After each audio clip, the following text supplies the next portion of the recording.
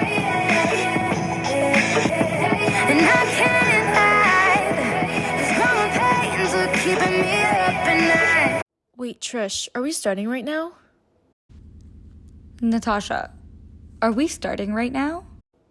Okay, 5, 4, 3, 2, and action. Hi everyone, welcome back to Take a Pain Check. This is episode 2 featuring Manahil, our special guest.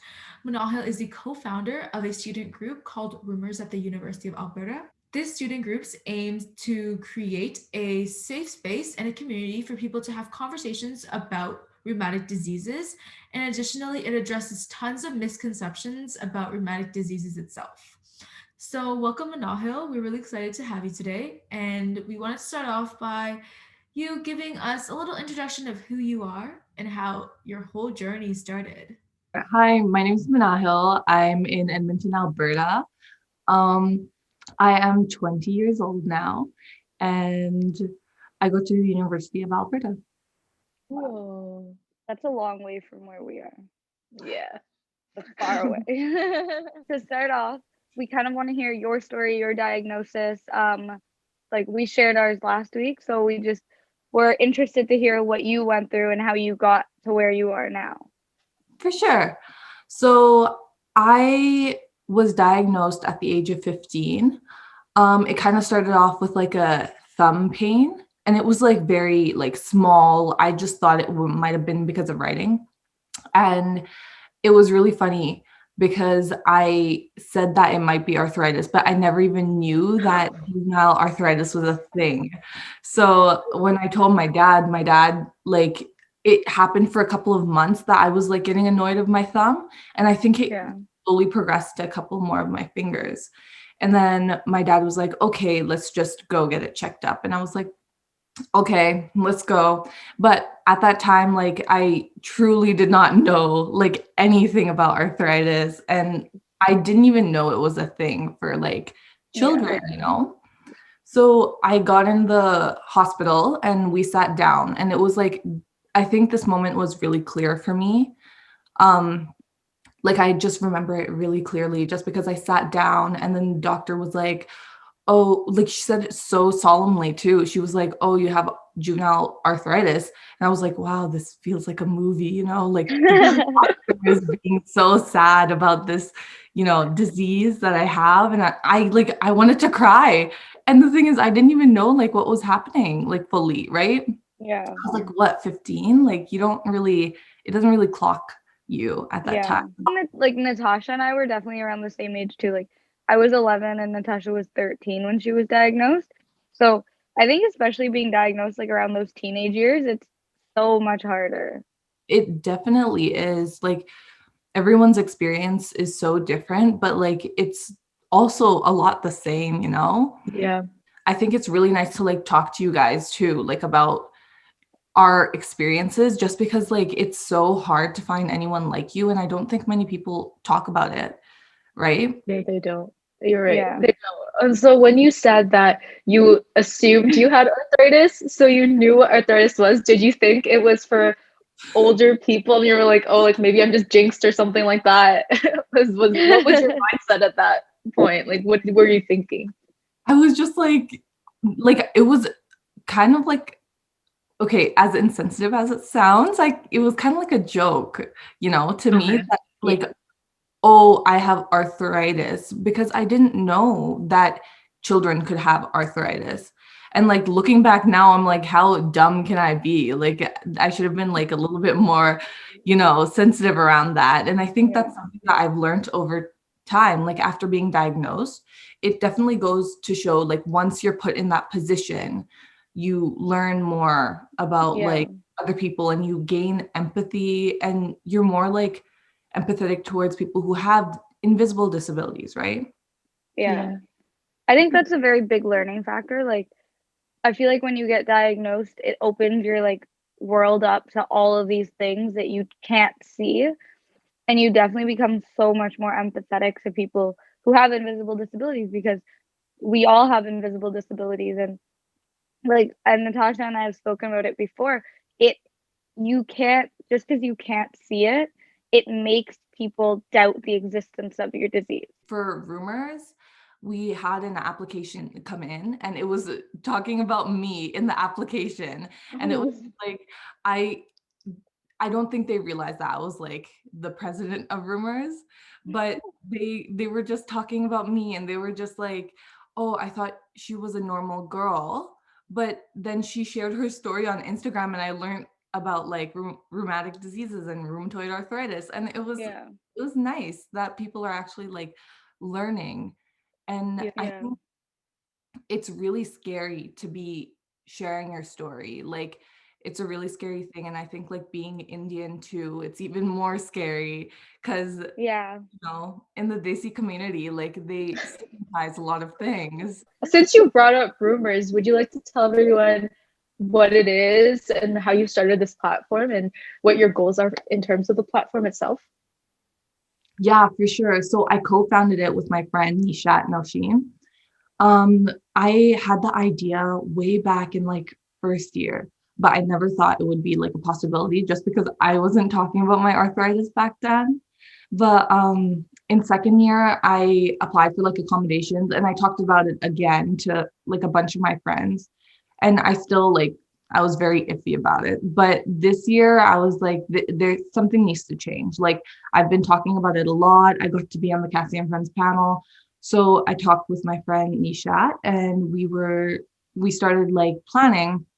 Um, what what happened was we were just sitting down. It was like really late, like 1 a.m. and we were just going through names. So we were just like, oh, I really like the word rheumatic. So I wanted something to do with rheumatic in the name. And I also didn't want to like put it just to rheumatoid arthritis. I wanted to encompass like all rheumatic diseases just because I don't think rheumatic diseases are talked about a lot. And like me personally, I see a lot of people with rheumatoid arthritis, but I remember on the Cassie and Friends panel, we had someone with lupus too. So I just want to keep it like inclusive, My friend was just like, she was just talking and she was like, oh, what if we did Rheumours? But she didn't think of the meaning behind it. So I just grabbed that, I changed the spelling and we turned it into Rheumours. But yeah, that's how that ended up. It was like a funny story just because it ended up like at 1 a.m. Like we figured that out. So it's really nice. And then as for what we want to do in the future, I think it's a lot of like university kids. I just want to like educate like university kids a little bit more on rheumatic diseases. I feel like we're very stuck on just studying. And then like half of the people are going to med. Some of them are like going into business and they don't really like stop to actually learn things. They just come into the club, they try and get volunteer hours and then they dip, right? But I want to make a safe space where people can actually learn and where people can talk and like share their experiences, like not even just people with rheumatic diseases, like people who have different kinds of invisible disabilities. They can also relate to our experiences. And I think it's such an empowering experience when you can meet different people and see their stories and see how far they went. And I think we'll also have like a bunch of events too, hopefully, and we'll fundraise for Cassie and Friends. So yeah, I'm super excited. It's an amazing it's an amazing thing that you've started. And you know what? Like kudos to you. Starting clubs is hard. And so I think like my question to you now would be, what really changed your mind on advocacy? Like when did it shift from let me just talk about my own story to okay, I'm ready to start advocating for everybody that's dealing with this? I think it was after the panel because I shared my own story, but I heard yours, Trish, and I heard like everyone else's too that was on the panel. And it was just so eye-opening because I got to see like you guys had some similar experiences as me, but you also had like differing experiences. And I think it's very important that we have to like talk about everyone's experience, because Yeah. it's like it'll be different for every single person. My friend got a message about our club, and it was talking about um how like the individual, they didn't know what the symptoms were, and they got diagnosed very late, and it had like effects on their body. And I think things like that really like hit me, and it's like I should be advocating for like everyone, doing the best that I can in my power to help. So me and Nishat were just like, you know what, like it's good to start a club, and hopefully like people are interested, Yeah. and that we can advocate for others. So I think that's where the shift kind of started.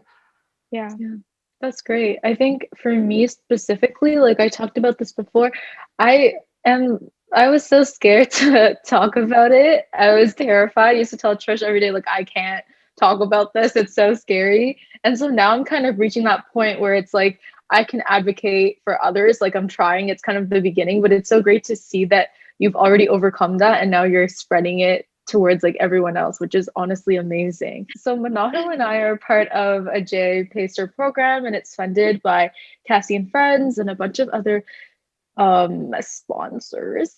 And basically what we do is we're training to become patient researchers. And so we're in the same group with 4 other people that have JIA also. And we do these classes every Wednesday, and we are training to become patient researchers. And then we're going to conduct a study together and a research project at the end of the year. So I will be stuck in a good way with Manahil for the rest of the year.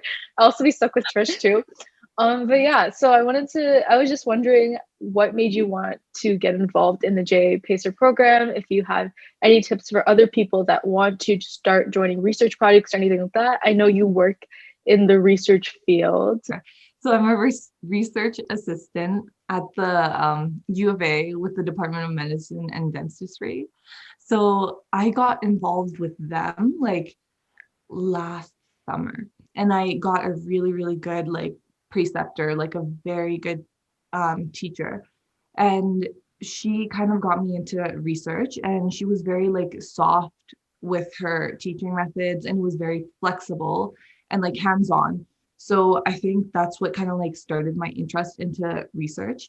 And I'm still with her now, which is very nice. And then when I saw JIA Pacer come out, I was just like, at first, I was like scared just because I have a lot on my plate as of now.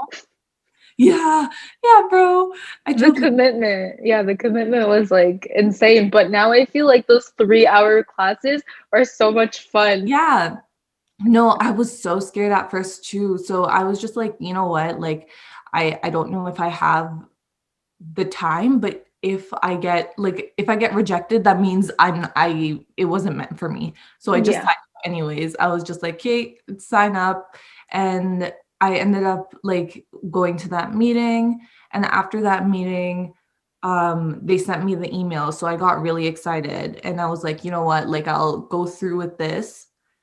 Like I got the opportunity, why not? And especially since it's about like idiopathic arthritis, I think that was even more like a selling point. I was just like, I think I have to do it. So Yeah. exactly. No, it was nice. Like I'm really glad that I even got the opportunity to do it. So Yeah. Wow. That's You do have a lot on your plate. Like segueing from that, I think like we were talking about that you have a lot going on, a lot of commitments, all of that.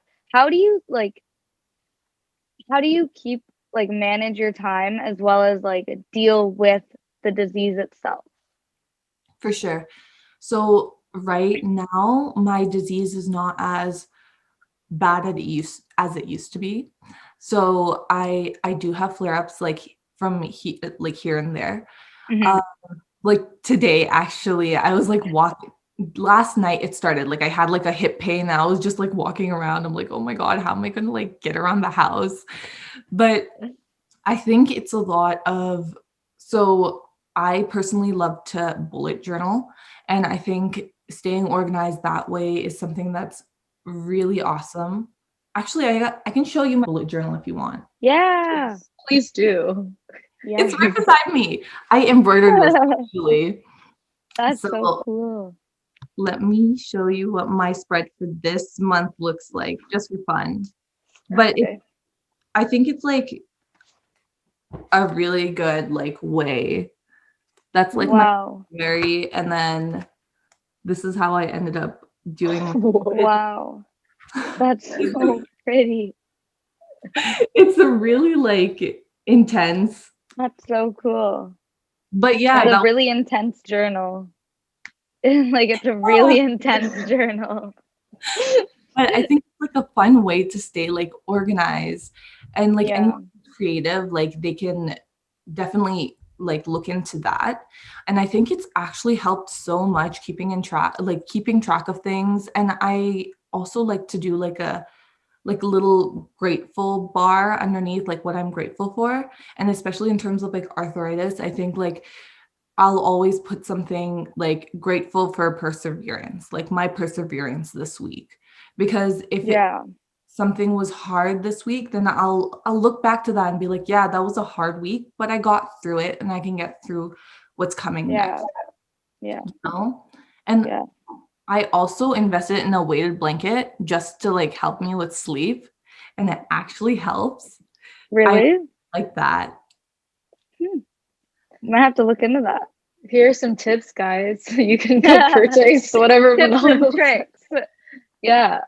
So would you classify your arthritis as a blessing or a curse? Just to give you a little heads up, Natasha and I said blessing, and Natasha said blessing after a little poking and prodding. Yeah. I mean, like, there are pros, but only after like 3 years there are pros. At first it's just like con. I hate this. Oh my God. But then now I realize like you can get so much out of it. Like I only want to go into like a health science field because of arthritis. Otherwise, I would literally be so lost in my life and I'd be like, I don't know what I want to do. So I think it's really geared me towards what I want to do in life. So yeah, okay. So what do you think? Is it like a blessing or a curse? I know you're not going to say curse, or maybe you might. No, like I definitely agree. At the beginning, it was very like hectic, but I kind of like pretended like it didn't exist. I was like, I am fine. Like I don't like to use the word normal. I'm okay. We're not going to use the word normal because normal is Okay. subjective. But I was like, I'm just fine. Like, I don't need anyone's help. Like, I'm completely fine. While I'm limping across like campus, university, I'm like, I'm fine. I can't open this pen cap. I'm fine. So I think at that time, yeah, maybe it was a little bit hectic. You know, I didn't accept it. So it was just pretty hectic. It was a lot of pain, and it was a lot of like me not doing anything about it. But later on, like I have learned so much. So I think it is a blessing just because I got to meet so many people. I got to advocate. I get to talk about it. I know in terms of pain, it can be really hard sometimes, but I couldn't imagine like my life without it just because like I have grown so much in terms of like empathy, in terms of like thinking about other people before I like speak. Like if a person's like having a bad day, or like if someone's like being like very like aggressive towards me, I'm usually like, Yeah. maybe there's something else going on. Like I know that when I get flare-ups, like it can be really tough. That's a curse. That sounds like a curse. Yeah. It can be tough. Like I definitely like I hear that from my family all the time too. Like even my boyfriend tells me, he's like, you know, like at some point you have to be selfish towards yourself. Mhm. And I'm like, man, if I could, I would. But I also love that we get like accommodations in school too. Like that's a blessing. Like I think in first year when I didn't have accommodations, bro, I was struggling. But also I was pretending like I didn't have a disease then too. Yeah, I Yeah. think it's so hard at first to even approach the accommodation situation. I know Trish likes to do everything herself. So, but I think what I've learned is that like it's hard to get, especially in like high school. I found it really hard to get accommodations. It was like invisible, so they didn't want to like give it, which was annoying. But now we've all learned what works for us, how to manage our pain. So I think like after years of experience, which sucks, but after years of experience in being in pain, you learn like what to do and how to manage it, and that you need accommodations. I was accommodated in my second year winter semester. What ended up happening was like I didn't think I needed accommodations, but the thing is like we'll have like a 50 multiple choice exam, like a 50 multiple choice exam in 50 minutes. And that way you have to be like really, really fast. And I have a clicking finger. Like right now it's better, but like it used to go up to like here. And it's my right hand. So it was just like really tough. When I get stressed, it gets like worse. You know, you guys know how it is. Yeah. So I was like going through the exam and I'd be like in pain, like my back, and like uni chairs are just not it, bro. My back was in pain. I was just like, how am I going to get through this exam? But you know, after that episode, and like after a ton of back pain, I was like, you know what, let's just go get accommodations. So in second year I went and I got those accommodations. It was actually a little bit easier for me, I think, in second year. I just had to go to like I think it was my rheumatologist. I just emailed her and basically like filled out a form for me and I sent it in. So it was easier for me in that regard. I feel like in high school it might have been a little bit more complicated because, as you were saying, Natasha, like it is an invisible disease. Like people won't be able to see it, right? I initially had like a 1.5 time multiplier, and if they could move the class, they would do that.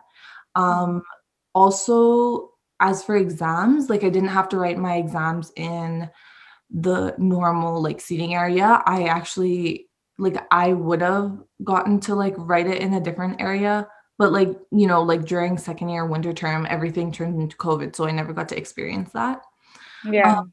As of now, I asked for a 2-time multiplier. So if I had like 2 hours, then I'd get like 4 hours. Like the chair situation doesn't really help you. Like no. And I got to write it in a different room and they were like, oh, you could bring a blanket in or you could bring like any of these things.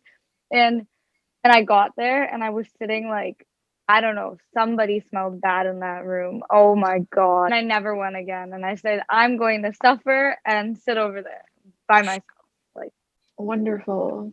Yeah. Do you think online has helped, like in terms of that? I think like online has helped me just so that I don't like I'm not like I live 40 minutes away from my school and I used to drive every day. So it's helped me because I don't need to drive. B, like I'm not stressing about getting anywhere. Like I'm not super stressed all the time. But other than that, like I do miss school. Like I miss going to school. I miss not being in my house. No, I feel that. I miss like crying with my friends about exams, you know? You know the vibes. Like after a hard exam, you just sit there, you just cry it out, you know? Yeah, I think also being active, like even if I walk up and down the stairs, it's like at least you're active. Here, it's like I'm just like chilling in the room the whole day. So that aspect.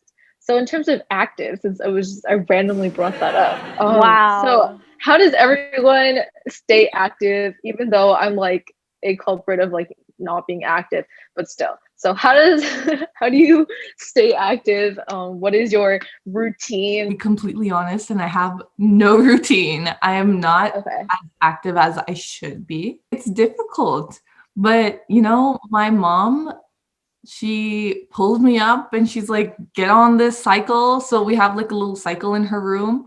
We'll be watching a movie. I think that's really helpful just because you can like be doing something in the background while like you'll work out in the background and you'll be watching a movie. So I think I do that.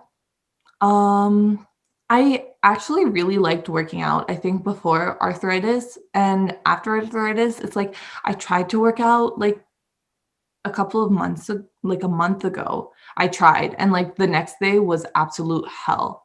So like I think what I ended up doing was I did my routine for like like what before I got diagnosed. And like I think things have to start changing. Like I have to start building up the stamina before like Yeah. yeah, but I think staying active like with the disease is very important. So everyone else should be doing that and trying to. Like I know that I'm trying. Like Yeah. it just starts small, you know? Yeah. I used to be like a complete gym rat. Like I used to go to the gym almost every day of the week. And it was like when COVID started, it was so bad. Like I just stopped. And like going to the gym was like it was my peace. Like I enjoyed being there because A, I was alone, B, nobody was talking to me. C, like nobody could come near me. Like don't. And How I know like when COVID started, it Mhm. all stopped and it's hard to work out at home. Like it's really hard to build that motivation. And so I don't know. I'm gonna work on it. I'm gonna start a new plan on Monday. And it's like, like as soon as you get up, eat something and just do it. Like just finish it. Finish it so you're not stressing. Mhm. I don't have to worry about working out. So I think like that's what I'm gonna start doing. So it'll start my day earlier, like, kind of get my Yeah. calories burnt in the morning. Don't have to worry about them ever again. All right, okay. I don't like working out. It's okay um either. I can't go to the gym. Like I don't know how you can go to the gym, but I like this is like not my thing. I need to be in like a group setting and I need people to do it with me, but the problem is like I can't do those like push-ups and those stuff. So my mom and I stay in the basement and we do 20-minute workouts when we can. Because so for some Yeah. motivation, but she literally has to pull me out of the bed, be like, Tasha, you're so lazy, like get out. I feel like we should start some like group, except Trish wants to be lonely, so maybe in Manahil and I can start some like group lessons, group exercises. I don't Trish, know. Trish, you can lead it. Oh yeah, Probably Trish like the I'd be leader. down. I'd be Trish the down to do leader. that.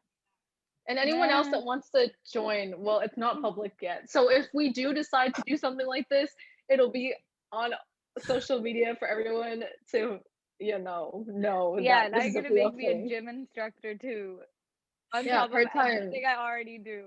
In terms of like working out, like how do you like balance your pain and working out? Like what kind of like workouts do you do so that you're not like in pain the next day? Grew up being a swimmer, so I've been swimming since I was like 6. So a lot of my workouts came from swimming, and it swimming is an amazing way to work out your body.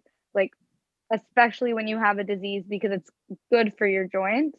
But after like high school ended and I didn't have access to a pool all the time, I I kind of turned to like hit workouts, lower intensity stuff. So like yeah, I did hits which were like higher intensity interval like training.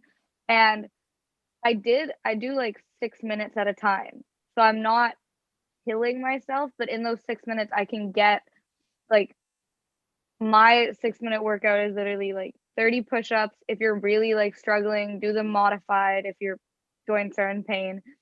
You do 45 squats, you do 30 lunges, and you do 30 sit-ups, I think. Something like that. So kind of doing them, Sit-ups. you build up to it. Like building your stamina, and I find that the more you do it, the more that your joints get used to it. For sure. I And cannot do push-ups. No, push-ups are so difficult. Modified push-ups are even more modified. difficult. My wrists Not. are like True. killing. At prime, I could I'm do like with, yeah. almost 50 push-ups without breaking a sweat. Now I can't even do 10. Oh my You know how god. upsetting that is? Yeah, I can't. Like, but that's what I always live by. Like, if you can't do push-ups, there are other exercises Yeah, there to help are. you work out the same joints. Like, I think that's Exactly. something that, like, push-ups are not the be-all end-all. Yeah, Push-ups, they're like, not. who wants to do them? Nobody. Let's be real. Like the ones that you go like up and then you go down, not burpees. You know what I'm talking about? Those are Trish, you probably know. burpees. Oh, like this one, and then you go down, and then you do like that push-up thing, and then you jump back up. You know? Yeah, those are burpees. Yeah. You could definitely do a tips and tricks clip. Oh, facts. I agree. Game time. Game time. Game time. This week's game is called Guess the Rheumour. Ha ha ha, hilarious. Guess featuring our lovely special, and I've never said lovely before. Our special guest, Manahil. And this is how we're gonna play the game. So I will read 3 sentences. Yes, I came up with them, also using Google and my knowledge. And what you have to do is tell me if it's a fact or a myth. And Trish and Manahil will be versing each other, so hopefully someone wins. If not, I'm the real winner. But yeah, basically you have to raise up your hand, and then when you raise up your hand, I will be like, okay, Manahil, go, or okay, Trish, go. Okay. If Trish raises her hand before the question's done, is she disqualified? Yeah. No. Trish doesn't know the answers, by the way. I told her not to cheat. I don't know the answers. She refused to let me look at the sheet. Yeah, I was like, Trish, don't even bother cheating. It's not fair. So I didn't look. Okay. So yeah. Okay. So, I mean, you can go, but then you have to see all 3. And if you don't remember, I will reread it because I'm a nice person. Okay. Question number 1. By the way, there are 4 rounds. Okay. Number 1. Arthritis is an old person's disease. Arthritis affects women more than men. Being overweight raises your risk for arthritis. Yes, Manahil. Arthritis is an old people's disease. myth or fact? Oh, myth. Okay, what about the others? Reread them to her. Yeah. Okay, arthritis affects women more than men. That one's true. And being overweight raises your risk for arthritis. I feel like that's false. It's true. Or whatever it's called. Does that mean I win? Give me the point. No. Wait, You got Manahil gets 2 2 points and Trish gets 0 points. So 2-0. Okay, round 2. Okay, cracking your knuckles triggers arthritis. Left untreated, arthritis can cause permanent joint damage and or changes. Rheumatoid arthritis is the most common form of arthritis. Okay, I'll give. Who do you think? Okay, it's Manahil, but like, am I supposed to be nice to Trish? No. Okay. How rude. Trish. No, give it to Manahil. I won last week. No, you didn't. You won the first time. Okay. Okay. Manahil, go ahead. Do you want me to reread it, or do you know what to do? Okay. Okay. Cracking your knuckles triggers arthritis. That one is false. Left untreated, arthritis can cause permanent joint damage. True. Ding. Correct. Rheumatoid arthritis is the most common form of arthritis. I don't know, man. Okay, Trish, do you want I to? feel like that's false. It is false. It's osteoarthritis. Does that mean I get a guys. point for that? Yeah. Trish gets 1 point. Manahil gets 4. Ice is less helpful than heat on sore joints. Rheumatoid arthritis is an autoimmune disease. No one knows the cause of juvenile idiopathic arthritis. Okay. Yes, Trish, go ahead. Wait, you have to reread them to me. Right? Okay. Ice is less helpful than heat for sore joints. I think that's a fact. No, it's false. They're both. Okay. It depends on the person. You are wrong. So just to give a background on what that is specifically, people use ice and heat pads or packs, and basically it depends on the person. So ice is not less helpful than heat. It's equivalent depending on the person. Trish, you have to justify it, okay? Wrong. It is to me. It is to me. I don't like ice directly. The question was not directly for you. It's the general public. On the topic think of it was. that, do you guys think KT tape actually helps? I don't use it, but Trish uses it. Helps too. Yes. it was really funny Yes. because in my research class, it like popped up. It was like, oh, does KT tape actually help? I think it helps. And I like, you think it helps. Okay, next one. Natasha, go. Read me the next Okay. one. Rheumatoid arthritis is an autoimmune disease. True. Ding. You have 2 points right now. Okay. No one knows the root cause of juvenile idiopathic arthritis. That's a fact. Ding. Okay. So, Trish, you have 3 points if I did my math right. And Manahil has 4 points. Right. Okay. So, We're almost neck and neck. 4. Oh, okay. Everybody, last round of the day. I mean, it is last round. Okay. Juvenile arthritis is the term for arthritis in children. You should rest your joints as often as possible if you have arthritis. You can live an active life with RA, which is rheumatoid arthritis. Okay. So, juvenile arthritis is the term for arthritis in children. True. Ding. 5 points. Okay. I love how okay. You should rest your joints as often as possible when you have arthritis.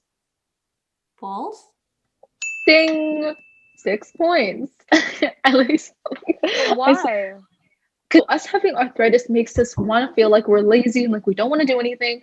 But little do you know that sometimes when you move and you have arthritis, you feel better. But I think the problem is that we don't just want to get to that part. Okay. So you can live an active life with RA. Yeah. True. Ding. So you have 4 points. Manahil, you are the winner. So congratulations, Manahil. You win our love and our affection. You live, yeah. That's all I need. Thank you to our amazing guest, Manahil, for joining us today.